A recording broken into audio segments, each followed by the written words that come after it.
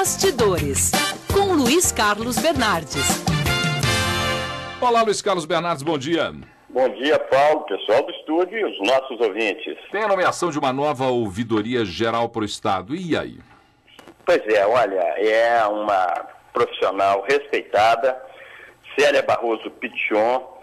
Ela já foi, inclusive, diretora da OAB, juíza do TRE e é fundadora e hoje presidente do Movimento das Advogadas Mineiras, que tenta melhorar a questão da ética e da moralidade no Brasil. Então é bom, é um bom nome esse, é uma advogada muito respeitada e substitui também um desembargador, Lúcio Urbano, que era o ouvidor, também uma figura respeitada. É bom, agora, evidentemente que eu acho que o ouvidor, a ouvidora, tem que ser mais ouvidos, literalmente, tem que ter mais espaço para falar e eu acho que nós da imprensa também temos que procurar cada vez mais o ouvidor e a nova ouvidora geral.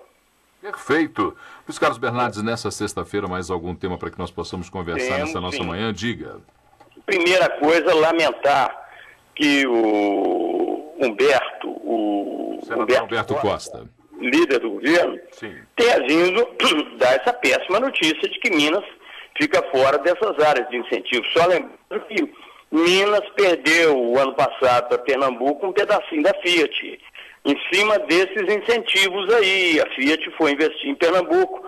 Então ficou feito um acordo que as regiões pobres de Minas, porque o raciocínio é o seguinte: vamos beneficiar as regiões pobres do Brasil, tá certo? E como Minas, uma mini Brasil, quem me falou isso pela primeira vez há 20 e tantos anos foi uma pessoa chamada Tancredo de Almeida Neves. Minas é uma micro Brasil, por isso que o político mineiro entende tanto o Brasil, porque ele entende Minas Gerais.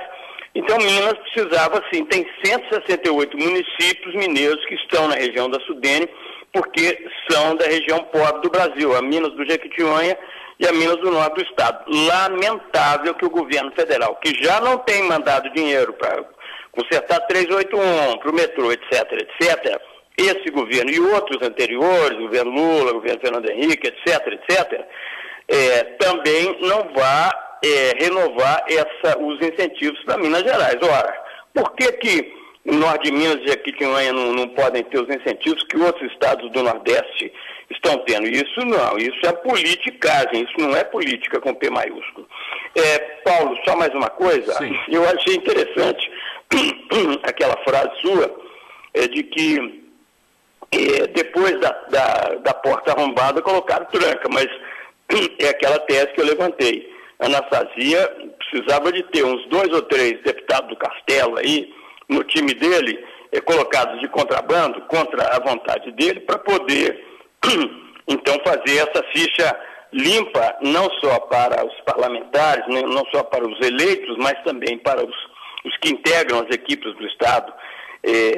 Acho que a Assembleia poderia ter sim,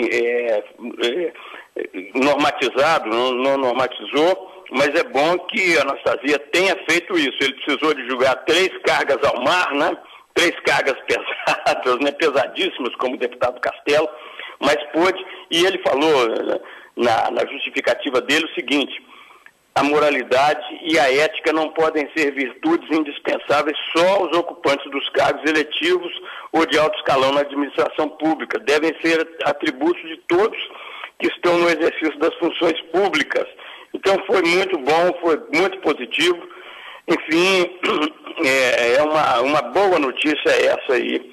Agora vamos ver se ainda é possível convencer a presidente Dilma hoje, quem sabe, de todas essas questões aí em relação à lei dos incentivos. Só mais um detalhe: ontem à noite, durante a festa de aniversário do 6º ano da Rádio Band News, eu conversei com alguns empresários e alguns políticos, e todos eles, inclusive dirigentes empresariais de Minas, preocupados, primeiro, com essas acusações a Palocci, talvez fosse o caso de se ter uma resposta transparente, ou então ele sai do cargo, e segundo, com a saúde da presidenta Dilma. O pessoal está elogiando o desempenho de Dilma, muito focada na administração. Ela, inclusive, conhece de economia, muito mais do que a média dos ex-presidentes brasileiros, conhece, gosta de administrar. Agora, se foi um problema de pulmão ou se foi a volta do câncer, isso é que todo mundo treme só de pensar. Pela saúde dela, porque o pessoal está gostando dela, da administração dela, e porque o vice se chama Temer. Então é preciso temer um vice chamado Temer. Luiz Carlos Bernardes, só para a gente terminar aqui essa nossa conversa, fazer um registro, esse registro que você fez da festa dos 6 anos, me lembrou 6 anos da Band News FM no Brasil, em Belo Horizonte, e lembrar que você, Luiz Carlos Bernardes, faz parte do início dessa história da Band News FM. Portanto, homenagear você como profissional e homenagear a Rádio Band News FM pelos 6 anos, lembrando que você é integrante desde o início dessa história do rádio aqui em Minas Gerais. Luiz. Fico feliz, Paulo, e principalmente porque essa homenagem vem de um profissional que eu respeito como profissional e respeito muito também como pessoa, como amigo. Fico feliz de ouvir essa homenagem de você. Um grande abraço, Luiz. Vamos comemorar mais uns 6 anos juntos, se Deus... Uns 60 anos juntos, uns 60. Uns 60 anos juntos. Então tá bom, grande abraço. Então, grande abraço.